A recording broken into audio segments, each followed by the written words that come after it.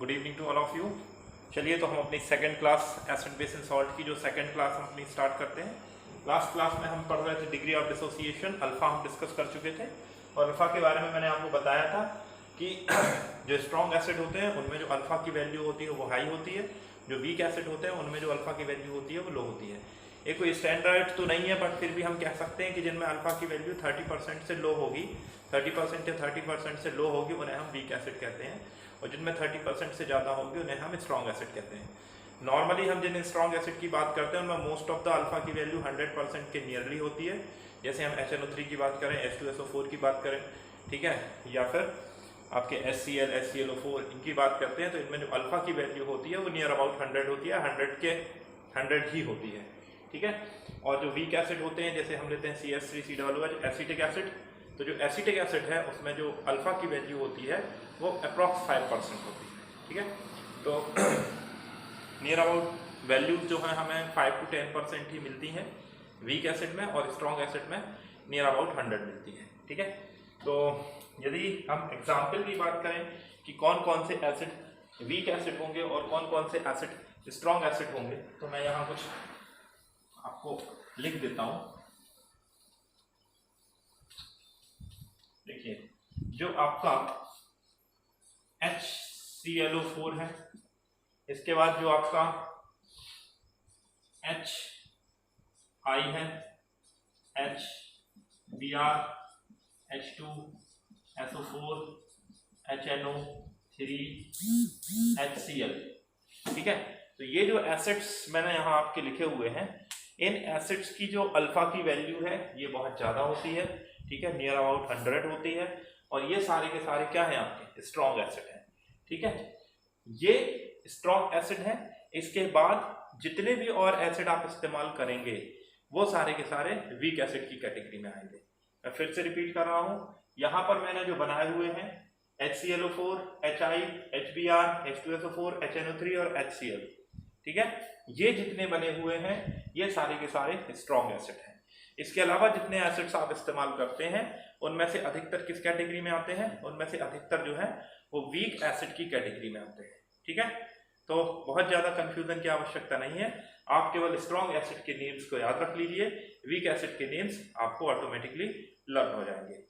Okay, so these are strong acid. अब weak की मैं बात करूं तो CH3COOH वीक है, H2SO3 वीक है, HNO2 वीक है, H3PO4 वीक है, H3BO3 वीक है, H2CO3 वीक है। तो ये सारे एसिड्स जो मैंने यहाँ पर लिखे हुए हैं ये सारे के सारे कैसे हैं, वीक एसिड हैं। ओके, आप इनको नोट करिए, फिर आगे चलते हैं।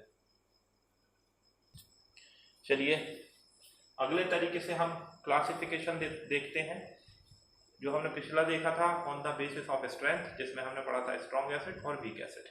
जिनका अल्फा ज़्यादा होता है वो स्ट्रॉन्ग होते हैं, जिनका अल्फा कम होता है वो वीक होते हैं। अब on the basis of dilution, dilution के बेस पे हम देखेंगे ये दो तरीके से होता है, कंसंट्रेटेड और डाइल्यूट, ठीक है। कंसंट्रेटेड का मतलब क्या हो गया, कंसंट्रेटेड का मतलब हो गया जिसमें एसिड का या जो भी मटेरियल जिस भी सब्सटेंस की हम बात करते हैं उसका अमाउंट ज़्यादा है तो हम उसको कंसंट्रेटेड कहेंगे। अब कंसंट्रेटेड में हम क्या करेंगे, कंसंट्रेटेड में जब हम सॉल्वेंट मिलाते जाएंगे, जैसे मान लीजिए H2SO4 का हमारे पास सॉल्यूशन है, उसमें वाटर कम है, H2SO4 ज़्यादा है। अब हम क्या करेंगे, जैसे जैसे हम उसमें वाटर मिक्स करते जाएंगे, ठीक है, तो वाटर मिक्स करने पर वो क्या होता जाएगा, डाइल्यूट होता जाएगा। तो एक तरीके से कंसंट्रेशन, कंसंट्रेटेड और डाइल्यूट जो है वो रिस्पेक्टिव टर्म है, ठीक है। जहां पर क्वांटिटी ज्यादा है हम उसको कंसंट्रेटेड बोलेंगे, जहां पर एसिड की क्वांटिटी कम है और एक्वस सॉल्यूशन जो सॉल्वेंट है उसकी क्वांटिटी ज्यादा है तो हम उसको क्या बोल देंगे, डाइल्यूट बोल देंगे। अच्छा, तीसरी चीज यहाँ पर एक इंपॉर्टेंट टर्म कई बार यूज होता है कि स्ट्रेंथ पे क्या फर्क पड़ता है, कंसंट्रेशन का स्ट्रेंथ पे क्या फर्क पड़ता है। देखिए, जैसे जैसे किसी सोल्यूशन का हम जब बात करते हैं कि कोई सोल्यूशन आपके पास है और वो कैसा है, वो हाईली कंसंट्रेटेड है, तो हाईली कंसंट्रेटेड होने पर उसकी जो स्ट्रेंथ होती है वो कम होती है। लेकिन यदि आप उसका कंसंट्रेशन क्या करते जाते हैं, कम करते जाते हैं, उसको डाइल्यूट करते जाते हैं, तो ऐसी कंडीशन में उसकी जो स्ट्रेंथ है वो बढ़ती जाएगी, उसकी जो अल्फा की वैल्यू है वो क्या होती जाएगी, बढ़ती जाएगी। ठीक है, तो ये आपको ध्यान रखना है। अच्छा, ये काय पे डिपेंड करेगी साथ में अल्फा की वैल्यू बढ़ना। अब मान लीजिए आपने सॉल्यूशन ऐसा लिया है जो कि H2SO4 को H+ में और HSO4- में डिसोसिएट ही नहीं करता है, तो उसमें तो कुछ हो नहीं सकता, उसमें तो अल्फा की वैल्यू अनचेंज्ड रहेगी। जिसमें H2SO4 डिसोसिएट होकर H+ देता है, यदि H2SO4 डिसोसिएट होकर H+ दे रहा है तो वहां पर अल्फा की वैल्यू क्या होगी, चेंज होगी। यदि अल्फा की वैल्यू चेंज ही नहीं होगी, यदि डिसोसिएट हो ही नहीं रहा है, तो अल्फा की वैल्यू चेंज नहीं होगी। तो इस बात का भी ध्यान रखना है कि जो हमारा मीडियम है या जिसमें हम, जो हमारा सॉल्वेंट है जिसमें हम H2SO4 या कोई भी एसिड या बेस डिसॉल्व करते हैं, तो वो उसमें डिसॉल्व हो रहा है कि नहीं हो रहा है, ये दिस इज ऑल्सो इम्पोर्टेंट। ठीक है। अच्छा, दूसरी चीज, चूंकि हमने यहाँ मिक्सिंग की बात करी है, तो मैं एक बात और आपको ध्यान से बता दूं कि जब हम किसी कंसंट्रेटेड एसिड में वाटर मिक्स करते हैं, ठीक है, या हम उसका वाटर के साथ सॉल्यूशन बनाना चाहते हैं, तो हम बेसिकली वहां क्या कर रहे होते हैं, हम ऐसा नहीं कर रहे होते हैं कि हमारे पास 1 लीटर एसिड था और 10 लीटर पानी था, तो हमने एसिड का जो जिस बकेट में वो रखा हुआ था, जिस चीज में भी रखा हुआ था बॉटल में, हम सीधी बॉटल खोलेंगे, बाल्टी में पानी डालेंगे और उसके अंदर गिरा देंगे। नहीं, ऐसा नहीं कर सकते। हम क्या करते हैं, हम बाल्टी में या जिस भी कंटेनर में हम उसका सोल्यूशन बनाना है, उसमें वाटर रखेंगे और वाटर रखने के बाद उसमें एक ड्रॉप 1 ड्रॉप H2SO4 मिलाया, उसको मिक्स करते गए, तो धीरे धीरे H2SO4 या जो भी कंसंट्रेटेड एसिड है हम उसको मिलाते जाएंगे और मिलाने के बाद हम उसको क्या करते जाएंगे, मिक्स करते जाएंगे। ऐसा नहीं करेंगे कि हमने पूरी की पूरी बॉटल एक बार में एसिड की वाटर के अंदर मिक्स कर दी, या फिर जिस कंटेनर में एसिड रखा था उसमें बहुत सारा पानी लिया और एक बार में मिक्स कर दिया। ऐसी कंडीशन में क्या होगा, बहुत फास्ट रिएक्शन होती है और फास्ट रिएक्शन होने से रिएक्शन जो है वो एक्सप्लोजिव स्टेट तक में पहुंच सकती है, रिएक्शन हार्मफुल हो सकती है और वो आपकी बॉडी को डैमेज तक पहुंचा सकती है। ठीक है, तो इसलिए उसको रोकने के लिए हम क्या करते हैं, रिएक्शन को धीरे धीरे कराते हैं, एक बूंद वाटर के अंदर एक बूंद एसिड की मिलाते हैं और उसको क्या करते जाते हैं, मिक्स करते जाते हैं। चलिए, तो ये तो बात हो गई हमारे क्लासिफिकेशन ऑफ एसिड की। अब क्लासिफिकेशन ऑफ एसिड के साथ साथ यहीं पर हम क्लासिफिकेशन ऑफ बेस भी पढ़ लेते हैं। क्लासिफिकेशन ऑफ बेस इसलिए हम यहीं पढ़ लेते हैं क्योंकि कई सारी चीजें एसिड और बेस के क्लासिफिकेशन में लगभग सेम है, ठीक है, और कई सारी चीजों का बेस के लिए कोई यूज नहीं है। ठीक, जैसे मान लीजिए मैंने कहा on the basis of dilution, तो चाहे एसिड का हो चाहे बेस का हो सेम रहेगा। On the basis of strength, चाहे एसिड की हो चाहे बेस की हो सेम रहेगी। ठीक है, ऑर्गेनिक और इनऑर्गेनिक बेस पे बेस में इस तरीके का कोई क्लासिफिकेशन नहीं पाया जाता है। तो बेस में हम किस किस तरीके के क्लासिफिकेशन देखते हैं, चलिए हम उनकी जल्दी से बात कर लेते हैं। तो ये जो क्लासिफिकेशन वाला पार्ट हमारा है, ये यहाँ पर एक ही बार में क्लियर हो जाएगा। ओके,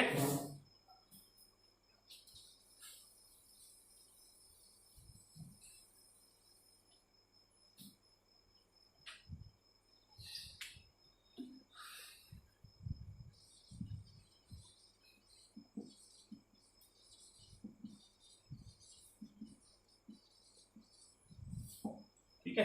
क्लासिफिकेशन ऑफ बेस में, अच्छा, क्लासिफिकेशन ऑफ बेस पढ़ने से पहले हमको थोड़ा सा बेस के बारे में भी तो जानना जरूरी है कि बेस क्या होते हैं। तो डेफिनेशन के तौर पे तो मैं आपको सबसे पहले जो बेस है, बेस को मैं यदि बात करूं कि बेस किस आधार पे होते हैं, तो यदि टेस्ट की बात करें, क्योंकि हमने एसिड को टेस्ट के आधार पे लिया था, तो पहले हम बेस देख लेते हैं।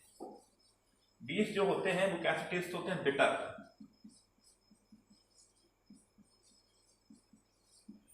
टेस्ट होता है। जैसे सोप जो होता है, साबुन जो होता है, यदि साबुन को कभी आप नहाते समय साबुन जब आपके मुंह में चला जाता है, तो जिस तरीके का टेस्ट सोप में आता है या जिस तरीके का टच सोप में आता है, उसी तरीके का टच जो होता है वो बेस के अंदर होता है। जैसे एक होता है बेकिंग सोडा और एक होता है बेकिंग पाउडर। मैं यहाँ बेकिंग सोडा की बात कर रहा है, जिसे हम सोडियम बाइकार्बोनेट कहते हैं। बेकिंग सोडा को जब आप हाथ में लीजिए पानी के साथ घोल करके हल्का सा, या फिर इनो जो होता है उसको आप हल्का सा हाथ में लीजिए घोल करके, तो उस कंडीशन में आपको वो जिस तरीके का टच देता है, सोपी टच, वो टच आपका काय का होता है, बेस का होता है। ठीक है, तो बिटर टेस्ट होता है, सोपी टच होता है।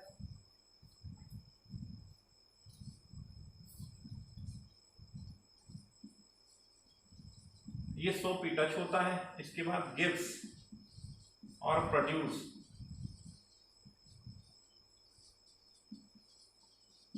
जो OH माइनस आयन प्रोड्यूस करते हैं वो क्या कहलाते हैं? बेस कहलाते हैं। Which gives or produce OH minus ion is called base। Base जो बनते हैं बेसिकली क्या होते हैं? ये जो होते हैं ये मेटल ऑक्साइड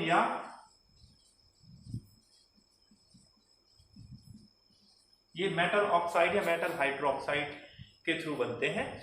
मेटल ऑक्साइड को हम कहते हैं ये बेसिक नेचर रखते हैं और मेटल हाइड्रोक्साइड जो होते हैं वो बेस होते हैं। जैसे मैं कहूं NaOH, ये क्या है? मेटल हाइड्रोक्साइड है। और मैं कहूं Na2O, ये क्या है? मेटल ऑक्साइड है। तो मेटल ऑक्साइड में जब हम वाटर मिक्स करते हैं तो वो क्या बनाता है? मेटल हाइड्रोक्साइड बनाता है। तो मेटल हाइड्रोक्साइड बेस होते हैं और मेटल ऑक्साइड के अंदर नेचर कैसा होता है? बेसिक नेचर होता है। ठीक है, चलिए, तो ये तो जनरल बात हो गई हमारी बेस की। अब बेस की जनरल बात करने के बाद अब हम आगे चलते हैं और ये देखते हैं कि बेस का क्लासिफिकेशन क्या होता है।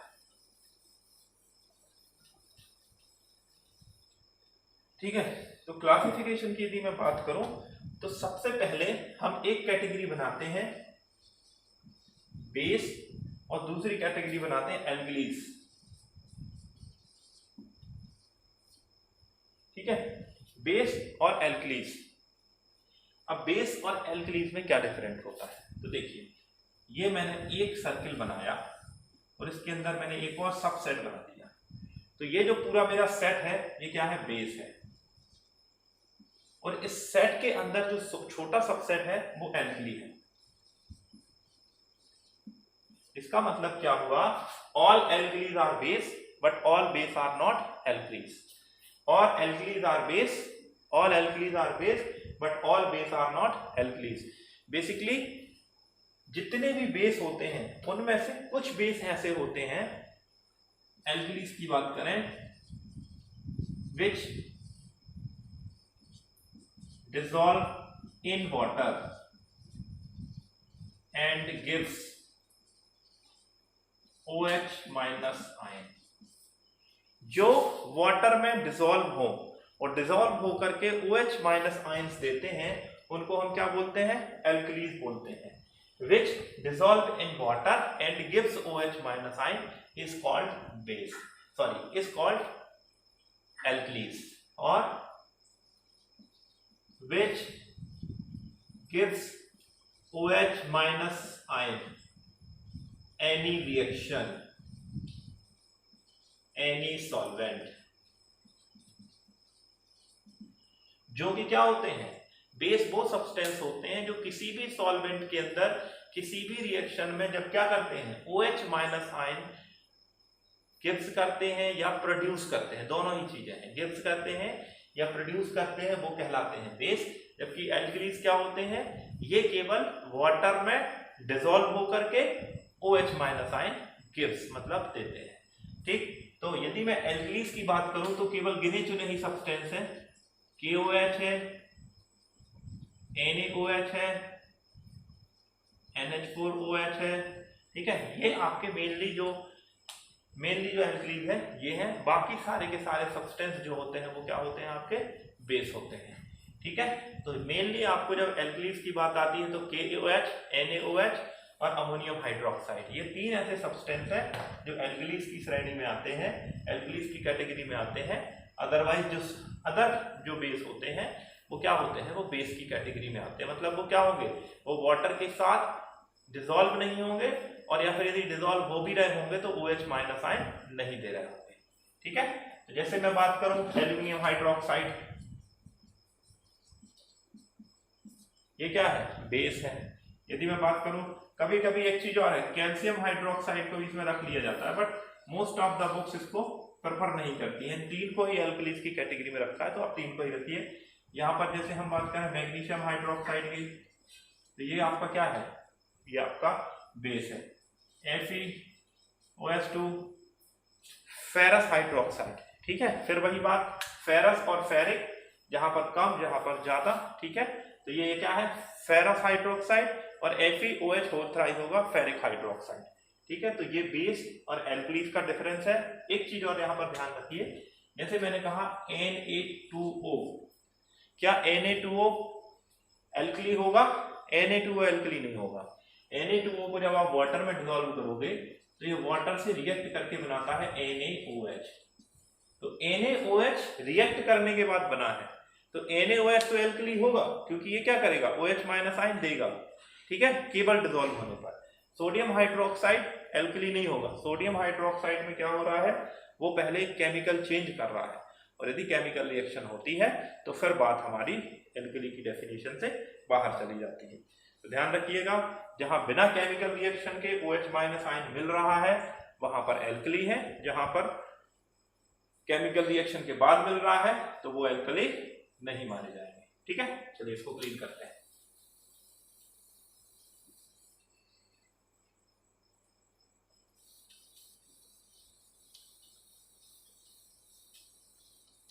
दूसरा, on the basis of acidity,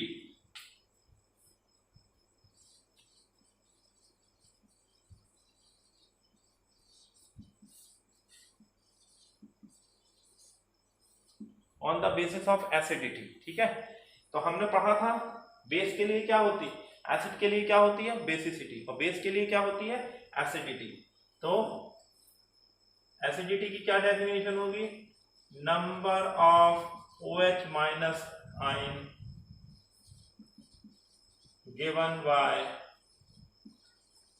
single base molecule. ठीक है, एक सिंगल बेस मॉलिक्यूल कितने OH माइनस आयन डोनेट कर सकता है, ये उसकी बेसिसिटी को डिफाइन करेगा। जैसे यहां हम करें NaOH, KOH, अमोनियम हाइड्रोक्साइड, ये क्या हो जाएंगे, मोनो एसिडिक हो जाएंगे। ठीक है, CaOH2, MgOH2, ये क्या हो जाएंगे, डाइबेसिक हो जाएंगे।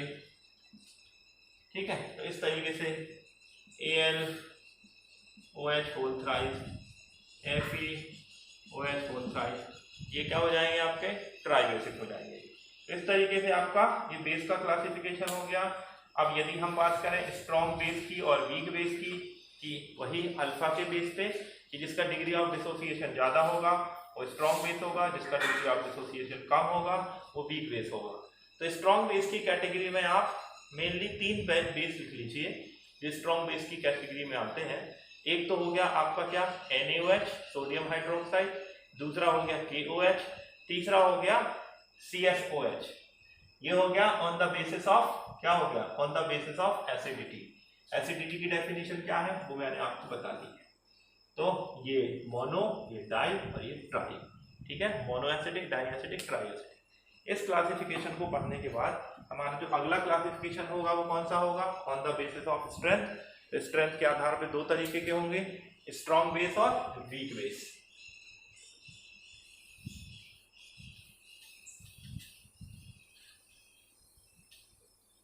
कौन कौन से होंगे, स्ट्रॉन्ग बेस और वीक। अच्छा, स्ट्रॉन्ग बेस की हम बात करेंगे तो स्ट्रॉन्ग में हम किस किस को रखेंगे, NaOH रख लीजिए, KOH रख लीजिए, CSOH रख लीजिए, और कभी कभी कई बुक इसको भी प्रेफर करती हैं, बट ये मोस्टली इसको मत यूज करिएगा। ठीक है, ये 3 ही आप स्ट्रॉन्ग के कैटेगरी में रखिए। वीक में देखो, अब सारे जो होते हैं वो सारे के सारे क्या हैं, वीक है। तो बाकी जितने बेस हैं वो आपके कैसे हैं, वीक बेस हैं। तो स्ट्रॉन्ग बेस और वीक बेस का कैटेगराइजेशन हो गया।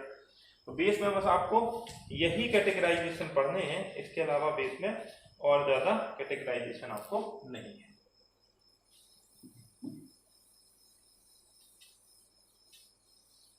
चलिए, तो ये हमने यहां तक बात कर ली। ये हमने एसिड का क्लासिफिकेशन भी देख लिया और बेस का क्लासिफिकेशन भी देख लिया।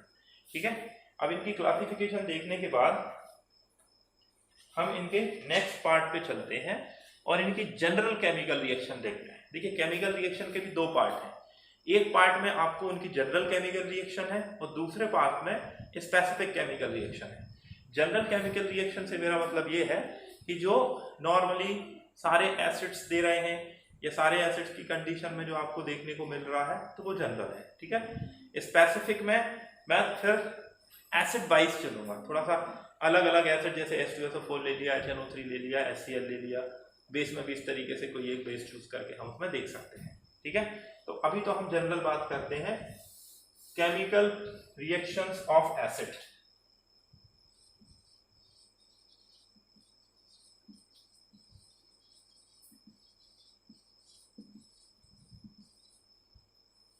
ठीक है, या इनको हम कह सकते हैं केमिकल प्रॉपर्टीज ऑफ एसिड, ठीक है। तो चलिए पहले तो हम शुरू करते हैं एसिड की केमिकल प्रॉपर्टीज और फिर हम बेस पे जाएंगे, ठीक है। इसमें प्रिपरेशंस भी आपको रहती हैं, बट हम प्रिपरेशंस पे बहुत ज़्यादा डिस्कस नहीं करेंगे। प्रिपरेशंस आप चाहें तो जो करना चाहते हैं कि वो बुक से देख सकते हैं, क्योंकि प्रिपरेशन पे बहुत ज़्यादा ना तो डिस्कशन होता है ना इससे रिलेटेड रिएक्शंस पूछी जाती हैं, ठीक है।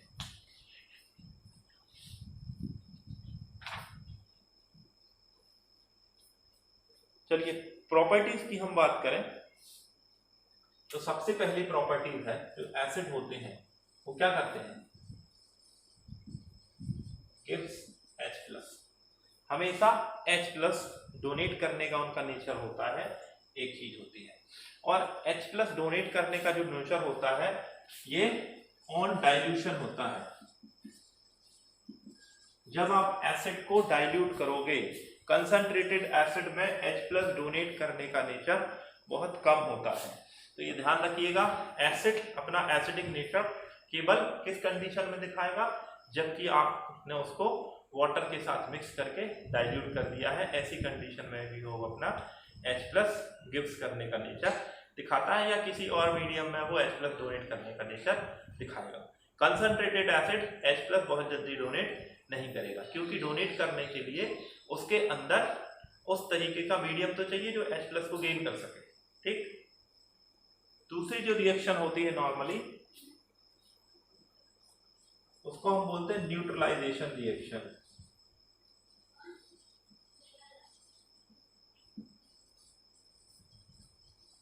इसका क्या मतलब होता है, एक एसिड एक बेस से रिएक्ट करता है और सॉल्ट बनाता है और प्लस वाटर बनाता है, ठीक है। तो जब एक एसिड और जब एक बेस आपस में रिएक्ट करते हैं तो इस कंडीशन को हम क्या कहते हैं, और सॉल्ट का फॉर्मेशन होता है तो इस कंडीशन को हम क्या कहते हैं, न्यूट्रलाइजेशन रिएक्शन कहते हैं। जैसे मैंने यहां पर ले लिया HCl प्लस NaOH, तो यहां बन गया क्या, NaCl प्लस H2O। तो देखिए ये क्या था, एसिड था, ये क्या था, बेस था। अब लेकिन जब ये सॉल्ट बन गया तो ना तो ये एसिडिक रहा ना बेसिक रहा, तो ये क्या हो गया, न्यूट्रल हो गया। बेसिकली हम ये भी कह सकते हैं कि जो एसिड होता है उसका pH कितना होता है, 0 to 7 के बीच में होता है। बेस जो होता है वो 7 से ऊपर मिलाकर के कहाँ तक होता है, 14 तक होता है। और जो सॉल्ट होता है उसका pH कितना होता है, 7 होता है, वो न्यूट्रल होता है, ठीक है। तो एसिड और बेस के मिलाने से सॉल्ट का फॉर्मेशन हो जाता है, जिसका बिहेवियर कैसा होता है, न्यूट्रल होता है। इसलिए इस रिएक्शन को हम क्या कहते हैं, न्यूट्रलाइजेशन रिएक्शन भी कहते हैं। ये जो रिएक्शन है ये डबल डिस्प्लेसमेंट रिएक्शन का भी एग्जाम्पल है, ठीक है। अच्छा, ये रिएक्शन किसी भी कंडीशन में हो सकती है। आप स्ट्रॉन्ग एसिड स्ट्रॉन्ग बेस ले लोगे तो भी हो जाएगी, आप स्ट्रॉन्ग एसिड वीक बेस ले लोगे तो भी हो जाएगी, आप वीक एसिड वीक बेस ले लोगे तो भी हो जाएगी, और आप स्ट्रॉन्ग बेस वीक एसिड ले लोगे तो भी हो जाएगी। बट होगा क्या, जो उनका फॉर्मेशन है वो उनके डिग्री ऑफ डिसोसिएशन पर भी निर्भर करेगा, ठीक है। जैसे मान लीजिए आपने स्ट्रॉन्ग एसिड ले लिया, वीक बेस ले लिया, तो स्ट्रॉन्ग एसिड पूरे बेस को क्या करेगा, तोड़ देगा। लेकिन यदि आपने मान लीजिए वीक एसिड और वीक बेस ले लिया, तो ऐसी कंडीशन में एसिड और बेस के मिलने से सॉल्ट तो बनेगा, बट उसके साथ साथ कुछ अमाउंट में आपका वीक एसिड और वीक बेस भी वहां पर बचा रहेगा, ठीक है। तो दिस इज न्यूट्रलाइजेशन रिएक्शन। अब न्यूट्रलाइजेशन रिएक्शन के लिए यदि मैं बात करूं, जैसे ये तो एक है, अच्छा यहां पर मैंने क्या लिया, मोनो बेसिक एसिड, और ये क्या है, मोनो एसिडिक बेस। ये क्या है, मोनो बेसिक एसिड, और ये क्या है, मोनो एसिडिक बेस। मान लीजिए मैं यहाँ पर ले लूँ H2SO4 और यहाँ पर ले लूँ NaOH, तो मुझे NaOH कितने लेने पड़ेंगे? यहाँ H2SO4 है तो मुझे 2 लेने पड़ेंगे, तो क्या बनेगा Na2SO4 plus 2H2O।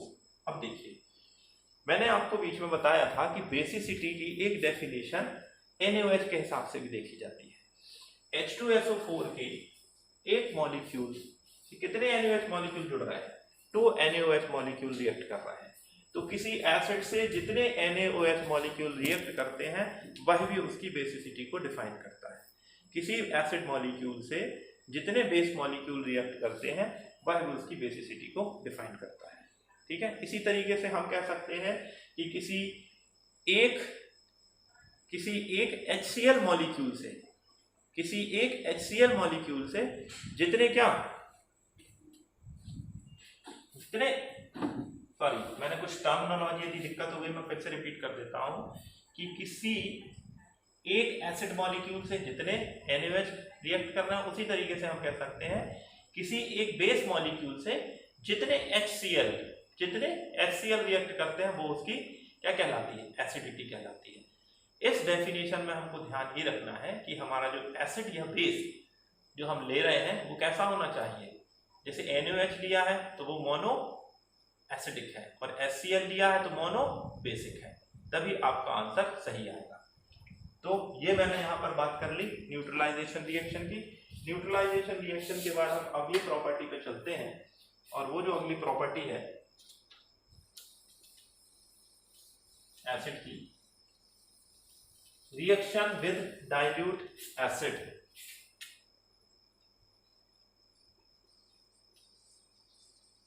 Reaction of metal with dilute acid. और डाइल्यूट एसिड में जो आप एसिड यूज करोगे वो करोगे H2SO4 या फिर HCl। इन एसिड के लिए ही ये रिएक्शन नॉर्मली तौर पर देखी जाती है। जनरली तौर पर आप इस रिएक्शन के बारे में 8th क्लास से पढ़ते आते हैं।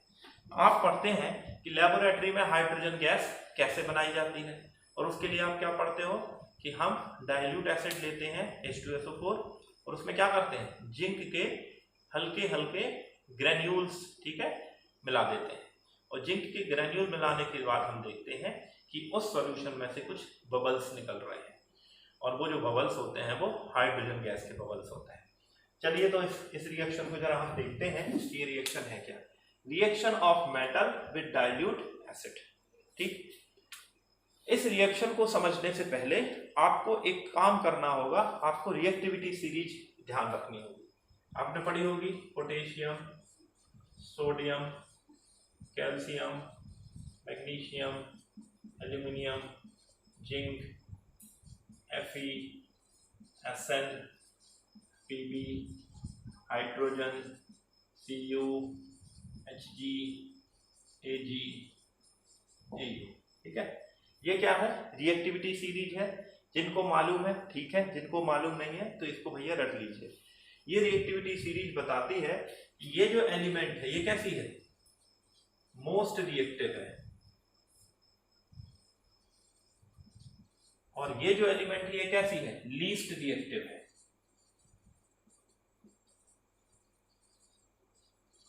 तो ये एलिमेंट आपकी क्या हो गई, मोस्ट रिएक्टिव हो गई, और ये एलिमेंट आपकी लीस्ट रिएक्टिव हो गई। मतलब इस ऑर्डर में जब हम आगे बढ़ेंगे तो रिएक्टिविटी क्या होती जाती है, घटती जाती है। बीच में लिया गया है हाइड्रोजन को। किसको लिया गया है, हाइड्रोजन को। इसको लेने का भी एक इसका इंपॉर्टेंट पर्पस है, इसको अभी हम देखेंगे। जब हम क्या करते हैं, पोटेशियम से लेके लेड तक की इतनी एलिमेंट की रिएक्शन कराते हैं किसके साथ, डाइल्यूट H2SO4 या फिर HCl के साथ। कौन सा है, डाइल्यूट की बात हो रही है, ध्यान रखिएगा। डाइल्यूट के साथ रिएक्शन कराते हैं इतनी एलिमेंट्स की, पोटेशियम से लेके लेड तक। ठीक है, तो टिल कहां तक, लेड तक। तो क्या होता है, आपकी जो मेटल होती है, ठीक है, वो H2 को एसिड में से रिप्लेस कर देती है। H में रिप्लेस कर देती है और क्या बना देती है, सॉल्ट, और प्लस H2 गैस आपकी रिलीज होती है। ठीक है, लेकिन ध्यान रखिएगा ये जो मेटल है कहां तक ली गई है, Pb तक ली गई है। ये रिएक्शन कॉपर, मरकरी, सिल्वर और गोल्ड में हमें देखने को नहीं मिलती है। तो क्या कॉपर, मरकरी, सिल्वर और गोल्ड डाइल्यूट के साथ रिएक्शन नहीं दिखाते हैं, H2SO4 और HCl में नहीं दिखाते हैं। ठीक है, कंसंट्रेटेड में दिखाते हैं, हाँ कंसंट्रेटेड में दिखाते हैं। कंसंट्रेटेड की रिएक्शन को हम आगे बाद में पढ़ेंगे। ठीक है, तो इतनी बात जो मैं आपको यहाँ बताना चाह रहा हूँ आपको क्लियर है। यहाँ सोडियम पोटेशियम से लगा करके लेड तक की रिएक्शन डाइल्यूट HCl और H2SO4 के साथ होती है, सॉल्ट का फॉर्मेशन बनता है और H2 रिलीज होती है। जैसे मैंने कहा H2SO4 प्लस Na, तो रिएक्शन क्या हो जाएगी, 2 ले लेंगे, Na2SO4 प्लस H2। ठीक है, ये H2 गैस आपकी यहाँ रिलीज होगी। यहाँ ले HCl plus zinc is equal to ZnCl2 plus आपकी क्या हो जाएगी यहाँ पर H2 गैस, और एसिड आपके दोनों क्या है, ये डाइल्यूट एसिड है। तो ये इस तरीके की रिएक्शन होती है। कहां तक होती है, लेड तक होती है। कॉपर, मरकरी, सिल्वर और गोल्ड के साथ डाइल्यूट H2SO4 या HCl रिएक्शन नहीं करेगा। ठीक है, इसको नॉर्मली तौर पर हम डिस्प्लेसमेंट रिएक्शन भी कहते हैं, जो आपने केमिकल रिएक्शन एंड इक्वेशन के टाइम पर पढ़ी होगी। ओके, तो आपको ये बात समझ में आ गई। यहाँ ध्यान रखिएगा HNO3 की हमने रिएक्शन नहीं बताई है, HNO3 अलग तरीके से रिएक्ट करेगा, इसको हम आगे पढ़ेंगे।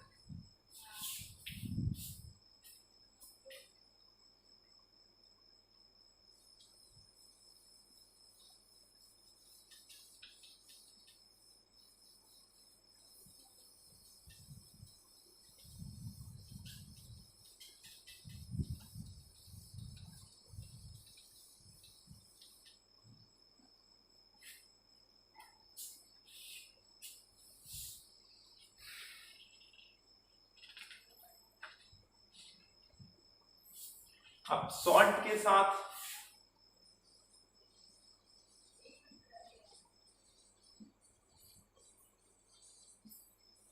ठीक है, सॉल्ट के साथ हमें कुछ रिएक्शंस देखने को मिलती हैं। अब लेकिन सॉल्ट में कंडीशन है कि जैसे मैंने एक सॉल्ट लिया Na2CO3 प्लस H2SO4, एक रिएक्शन ले ली मैंने NaHCO3 प्लस HCl, एक रिएक्शन ले ली मैंने Na2S प्लस मैंने ले लिया क्या, H2SO4। ठीक है, ये क्या है आपका सोडियम कार्बोनेट, ये क्या है आपका सोडियम बाइकार्बोनेट, ये है आपका सोडियम सल्फाइड।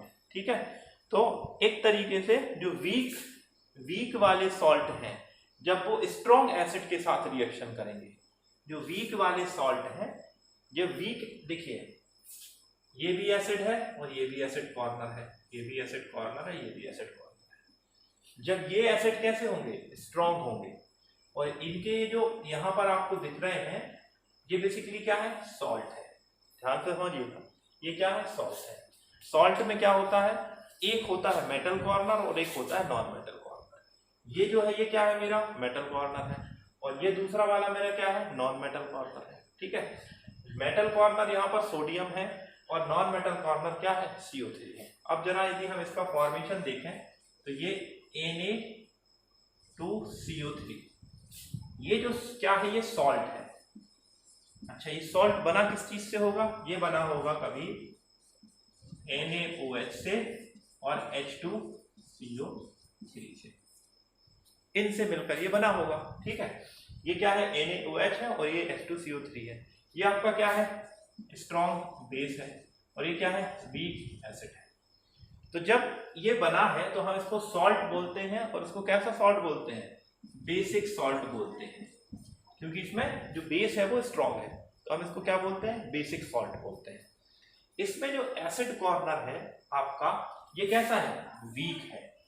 अच्छा, अब एक चीज यहां देखिए, H2SO4 की जब हम इससे रिएक्शन कराएंगे तो H2SO4 कैसा एसिड है, स्ट्रॉन्ग एसिड है, और ये कैसा था, वीक एसिड था। तो आप जानते हैं कि जो ज्यादा रिएक्टिव है वो क्या है, वीक को क्या कर देता है, डिस्प्लेस कर देता है। डिस्प्लेसमेंट रिएक्शन यही तो है कि जो वीक है उसको स्ट्रॉन्ग क्या कर देता है, डिस्प्लेस कर देता है। तो यहां पर जो H2SO4 का जो SO4 है ये स्ट्रॉन्ग एसिड कॉर्नर है, और जो CO3 डबल माइनस है ये वीक एसिड कॉर्नर है। तो यहां पर चूंकि सोडियम स्ट्रॉन्ग है और SO4 स्ट्रॉन्ग है, तो ये दोनों आपस में क्या हो जाते हैं, मिल जाते हैं, और आपका क्या बच जाता है, H2CO3 बच जाता है।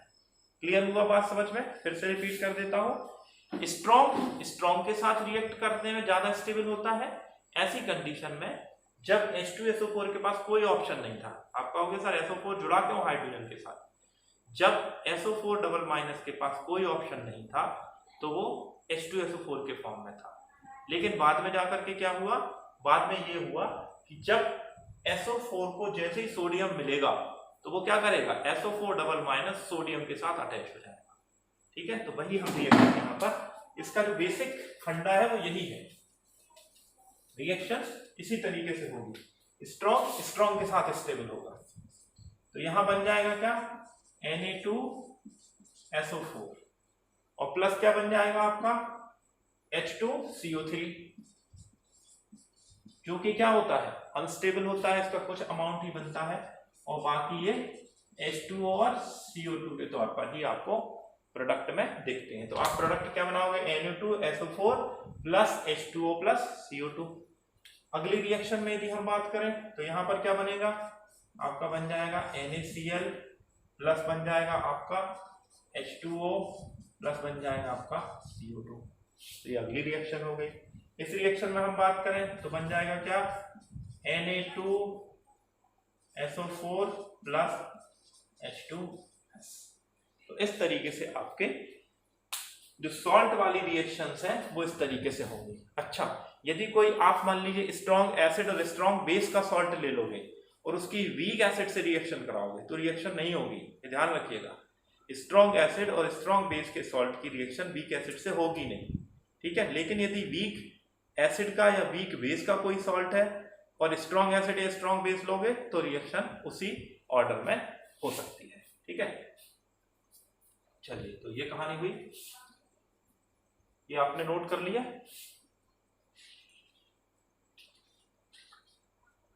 तो ये मैंने आपको जनरल रिएक्शन का ही बता दी है, ये मैंने आपको जनरल रिएक्शन बता दी है सॉल्ट की।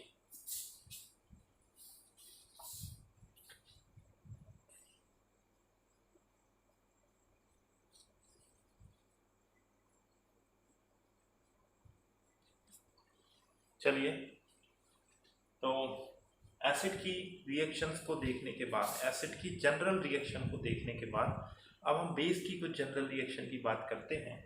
बेसिकली जो ऊपर मैंने दो रिएक्शन मेंशन करी हैं वो दोनों की दोनों रिएक्शन, मतलब ये और ये दोनों की दोनों रिएक्शन को हम न्यूट्रलाइजेशन रिएक्शन कह सकते हैं। क्यों? ये तो जैसे दूसरी रिएक्शन को मैं देखूँ तो कैल्शियम हाइड्रोक्साइड और HCl, ये क्या है, आपका बेस है, और ये क्या है, एसिड है, जो उन्होंने मिलकर के कैल्शियम क्लोराइड सॉल्ट बना लिया। यहाँ पर आपका NaOH है और ये CO2 है। CO2 क्या होती है, एसिडिक ऑक्साइड है। तो CO2 का जो एसिडिक कॉर्नर होता है वो NaOH के बेसिक कॉर्नर के साथ रिएक्ट करके क्या बना देता है, Na2CO3 बना देता है, और आपका वाटर मॉलिक्यूल यहाँ पर रिलीज हो जाता है। इसके अलावा बेस की सबसे इंपॉर्टेंट रिएक्शन केवल एक है जिसके बारे में क्वेश्चन भी पूछा जाता है और जो आपको आगे चल करके बहुत इंपॉर्टेंट रोल भी प्ले करती है। ये रिएक्शन मेटलर्जी में भी यूज होती है। ये रिएक्शन आपके जिंक के ऑक्साइड, एल्यूमिनियम के ऑक्साइड वगैरह में बहुत इंपॉर्टेंट रिएक्शन है। होता क्या है कि जहाँ नॉर्मली तौर पे मैंने आपको बताया था कि जो मेटल ऑक्साइड होते हैं वो बेस होते हैं और जो नॉन मेटल ऑक्साइड होते हैं वो एसिडिक होते हैं।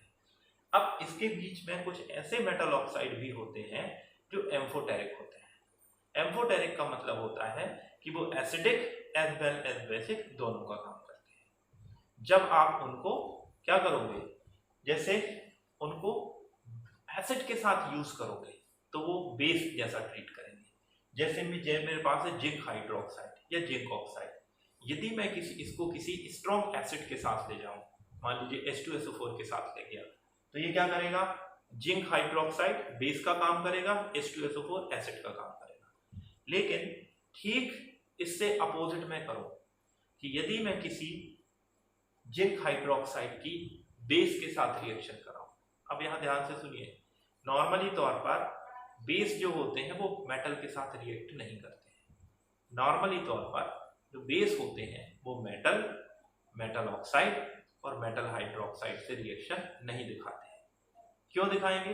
क्योंकि बेस है, ऑलरेडी उसमें मेटल ही है, तो एक मेटल के रिप्लेस करके दूसरी मेटल का आना थोड़ा सा कम संभव हो पाता है, ठीक है। लेकिन जिंक हाइड्रोक्साइड, एल्यूमिनियम हाइड्रोक्साइड या tin hydroxide, zinc oxide, aluminium oxide, tin के दोनों ऑक्साइड, स्टेनस भी और स्टेनिक भी, ठीक है, ये क्या होते हैं? एम्फोटेरिक नेचर के होते हैं। इनके अंदर acidic as well as basic nature होते हैं। तो जब ये एसिड के साथ रिएक्ट करते हैं तो बेसिक नेचर दिखाते हैं, लेकिन जब ये स्ट्रॉन्ग बेस के साथ लिए जाते हैं, जब ये अपने से स्ट्रॉन्ग बेस के साथ लिए जाते हैं तो वहां कैसा बिहेव करने लगते हैं? एज अ एसिड बिहेव करने लगते हैं। और एज अ एसिड बिहेव करने पर इनकी रिएक्शन जो होती है थोड़े से अलग तरीके से हो जाती है।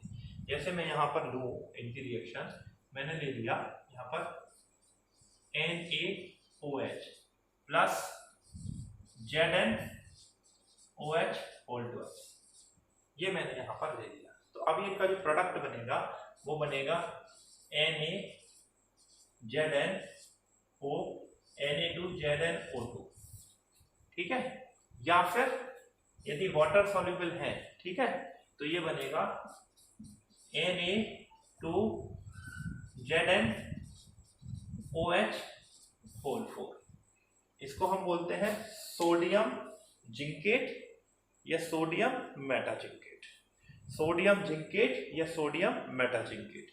ये तब की कंडीशन में है जब वाटर प्रेजेंट है, और जब हम इसको क्या कर देते हैं? गर्म कर देते हैं, तो H2O क्या हो जाता है? बाहर निकल जाता है। तो इस कंडीशन में ये ऐसा बन जाता है। तो इस तरीके से ये क्या बनाते हैं? जिंकेट बनाते हैं, एल्यूमिनेट बनाते हैं। ये बहुत इंपॉर्टेंट रिएक्शन है। खासकर कब ये रिएक्शन कहाँ इंपॉर्टेंट है मैं बताता हूँ आपको। होता क्या है, एल्यूमिनियम का एक ऑक्साइड होता है जिसे हम कहते हैं Al2O3, ठीक है। तो ये क्या हो गया? एम्फोटेरिक है, ये हमारा क्या है? स्ट्रॉन्ग बेस है, उसके साथ रिएक्शन बनाएगा तो ये क्या बनाएगा? NaAlO, अब ये 3,2, इसको हम क्या बोलते हैं? Sodium Meta aluminate. ये इस फॉर्म में भी होता है और ये NaAlOH4 ये इस फॉर्म में भी होता है।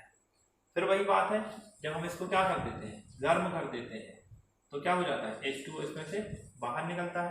पानी के कितने मॉलिक्यूल? 2 मॉलिक्यूल बाहर निकल जाएंगे, तो ये इसमें कन्वर्ट होता है, ठीक है। तो वाटर का भी सॉल्युबल है तो इस तरीके से मिलेगा, वाटर बाहर हट जाएगा तो इस तरीके से। इसको हम क्या बोलते हैं? सोडियम एल्यूमिनेट या सोडियम मेटा एल्यूमिनेट। इसका यूज किया जाता है बॉक्साइट। ये जो है ये बॉक्साइट ओर का फॉर्मूला है, इसके साथ यदि हम 2 वाटर मॉलिक्यूल्स और ऐड कर देते तो इसको हम क्या बोलते हैं? बॉक्साइट ओर बोलते हैं।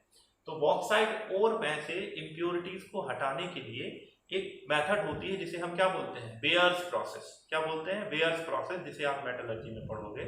तो वहां पर इस रिएक्शन का यूज किया जाता है। दूसरा, ये रिएक्शन इंपॉर्टेंट क्यों है? क्योंकि एक मेटल ऑक्साइड की एक बेस के साथ रिएक्शन हो रही है। तो नॉर्मली हम क्या ट्रेंड पढ़ते हैं कि मेटल ऑक्साइड बेस के साथ रिएक्शन नहीं करते हैं, बट यहाँ पर रिएक्शन आपको देखने को मिल रही है, इसलिए ये रिएक्शन इंपॉर्टेंट हो जाती है, ठीक है। तो चलिए, इस तरीके से हमने यहाँ पर रिएक्शन कर ली, sodium zincate sodium meta zincate बना लिया, ठीक। तो ये हमने यहाँ पर एसिड की रिएक्शन, बेस की रिएक्शन, ठीक है, एसिड का क्लासिफिकेशन, बेस का क्लासिफिकेशन आज हमने कंप्लीट कर लिया। अब जो नेक्स्ट क्लास हमारी स्टार्ट होगी उसमें हम पढ़ेंगे थ्योरी ऑफ एसिड बेस, ठीक है। थ्योरीज में हम 3 थ्योरी पढ़ेंगे। अर्हेनियस की थ्योरी पढ़ेंगे, इसके बाद ब्रॉन्स्टेड-लॉरी की थ्योरी पढ़ेंगे और उसके बाद लुईस एसिड बेस थ्योरी पढ़ेंगे, ठीक है। तो इन 3 थ्योरी को हम नेक्स्ट 2 क्लासेस में कवर करने की कोशिश करेंगे, ठीक है। चलिए, तो फिर मिलते हैं नेक्स्ट क्लास में। Thank you to all of you.